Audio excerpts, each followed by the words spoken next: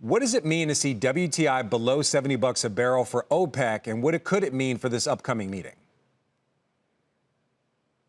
Yeah, well, I think even for it's not just, as you mentioned, the month of May that has been a bit turbulent in the oil markets, but it's really been the last 5 to 6 months. And again, all sort of the heavier macro factors, more and more are solidifying onto sort of the bearish trajectory.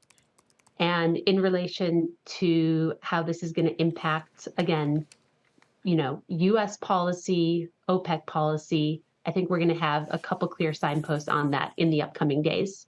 So you're saying we're going to get some signposts in the coming days. So what are we looking at now? Like, what are the signs telling you right now that you think you're going to get more clarity about in coming days? Well, of course, there's the upcoming OPEC ministerial meeting. And at this meeting, I think we're going to get a really clear signal from the group of whether, at least in their calculations, whether $80, if we're speaking in Brent, or 70 in WTI, whether this is a price point for the group that is a floor that they're willing to defend, or if it's going to eventually become a ceiling as these macro economic turbulent factors work themselves out over the next couple months. Okay, so we're looking for signs of cut, no cut. Let's talk about two members of this group, Saudi Arabia and Russia. They're having a bit of a dispute right now. How would you characterize it? And do you know the break even for each one of them? Is that going to be a big influence on the final decision?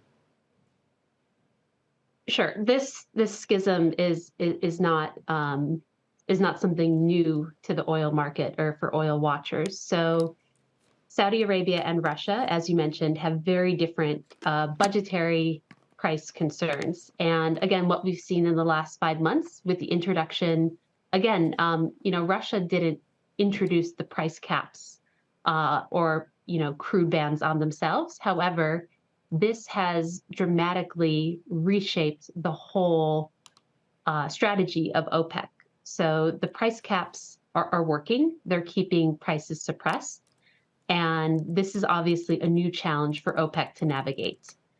With regards to Saudi Arabia and Russia, it's been, Saudi Arabia is maybe more looking at this break-even price in the low to mid 80s, where, previously Russia has cited $42 to $44 for their Urals grade in order to balance their budget. So very big difference there. Really big difference.